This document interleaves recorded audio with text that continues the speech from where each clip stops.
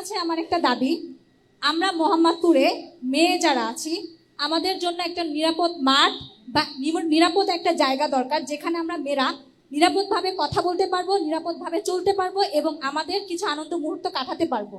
কারণ প্রত্যেকটা জায়গাতে, মাঠের জায়গা দেখতে গেলে ছেলেরা থাকে, আমরা স্বাধীনভাবে হাঁটতে পারি না। বিশেষ করে মুরব্বীরা যারা থাকে, তাদের ডায়াবেটিসের সমস্যা থাকে, তারা সঠিকভাবে হাঁটতে পারি না। আমরা বিভিন্ন পোশাক আশাক নিয়েও আমাদের অনেক সমস্যা হয়। আমরা আপনার কাছে চাই যে আমাদের মোহাম্মদপুরে মেয়েদের জন্য, শুধু মেয়েদের জন্য একটা স্থান, যেখানে আমরা মেয়েরা আনন্দ মুহূর্তগুলো কাটাতে পারবো এবং আমাদের কথোপকথনগুলো শেয়ার করতে পারবো, একে অপরের সাথে যোগাযোগ রাখতে পারবো। এবং আমাদের নিরাপদ একটা কর্মস্থান দরকার, যেখানে আমরা নারীরা সঠিকভাবে কাজ শিখতে পারবো এবং আগামীতে ভবিষ্যৎ করতে পারবো। প্রশ্ন একটা প্রশ্ন হয়েছে বোন, ধন্যবাদ সুন্দর একটা বিষয় উত্থাপন করার জন্য। এই যে বিষয়টা, যে কথাটা আসলো যে পাবলিক জোন, এটা হলো খুব বেশি প্রয়োজন। এটা আমাদের শিশু কিশোরদের পক্ষ থেকেও, আমি খেলতে গেছি একদিন ওদের সাথে ক্রিকেট, ওরা আমাকে পেয়ে এই মাঠের আবদার করেছে। তো এই ব্যাপারে ইতিমধ্যে আমি আমার নির্বাচনী যে প্রচারণা এবং আমার নির্বাচনী যেই কমিটমেন্ট, যেই কথাগুলি আমি বলছি, তার মধ্যে এটা একটা গুরুত্বপূর্ণ বিষয়।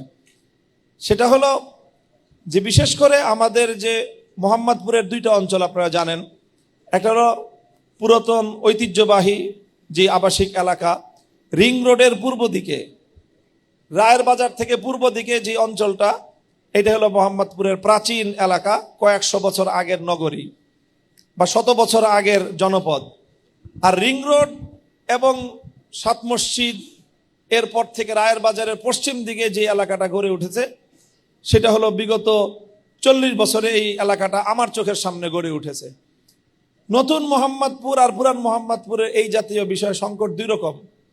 নতুন মোহাম্মদপুরে এই জাতীয় প্রচুর খাস জমি আছে, যেই খাস জমিগুলোর মালিক রাষ্ট্র তথা জনগণ, এটা পাবলিক প্রপার্টিজ এগুলো।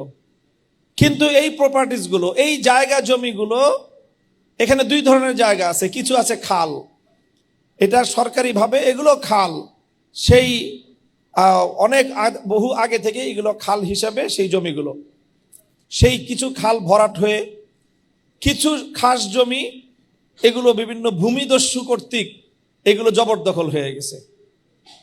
সেই ভূমিদস্যুদের মাধ্যমে জবরদখলকৃত যেই খাস জমিগুলো আছে, প্রপার্টিসগুলো আছে, ল্যান্ডসগুলো আছে, খালগুলো আছে, আমার প্রথম অঙ্গীকার হলো সরকারি এই খাস জমিগুলো ভূমিদস্যুদের দ্বারা দখলকৃত যেই পাবলিক প্রপার্টিজ, যেগুলো প্রাইভেট প্রপার্টিজে রূপান্তরিত হয়ে আছে, এগুলোকে আবার তাদেরকে উচ্ছেদ করে সেগুলোকে আবার সরকারি খাস জমি সাধারণ মানুষের জন্য উন্মুক্ত করবো ইনশাল্লাহ। সেই জমিগুলোতে, যেগুলোতে খাল, সেগুলো খাল খনন করে খালের প্রবাহ সৃষ্টি করবো ইনশাল্লাহ।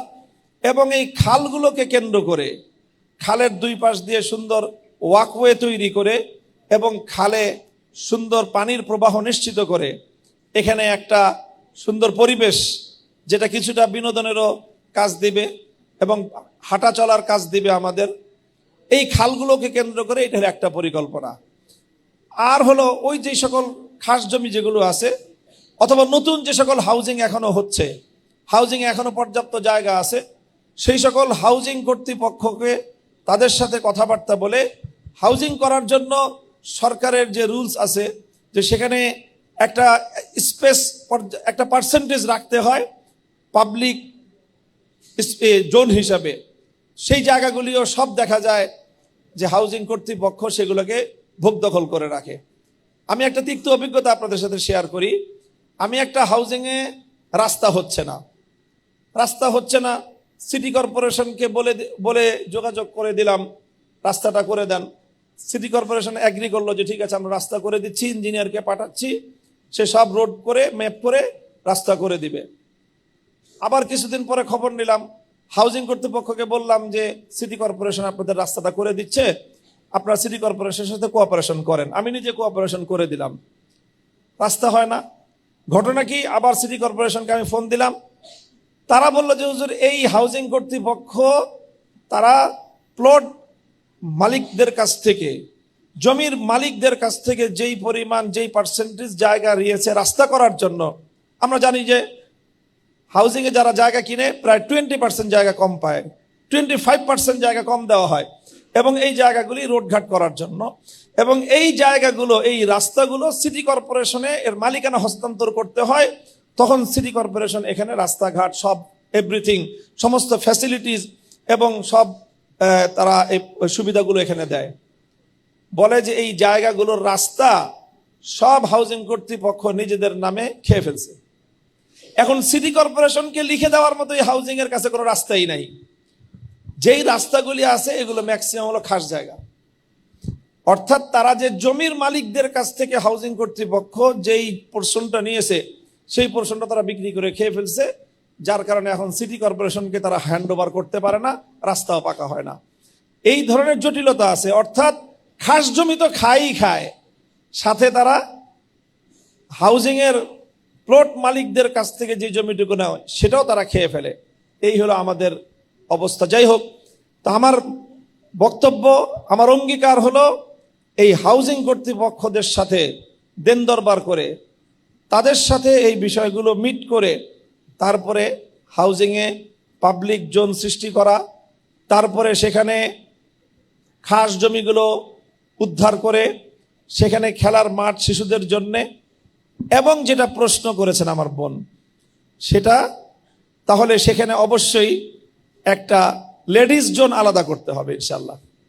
তো আমি ইনশাল্লাহ সেটা করব, যে তাহলে বড় কোনো একটা মাঠ যেটাকে আমরা এমনভাবে আয়োজন করব যে সেখানে অনলি লেডিস, তারা শুধুমাত্র ওখানে ওই পার্কটা শুধু তাদেরকেই শুধুমাত্র অ্যালাউ করা হবে, সেখানে জেন্টস নট অ্যালাউড, এরকম একটা পরিবেশ থাকবে ইনশাল্লাহ। তাহলে সেই ক্ষেত্রে দেখা যাবে যে মেয়েরা সেখানে, তাদের জন্য অনেক সুন্দর পরিবেশ করা হলো।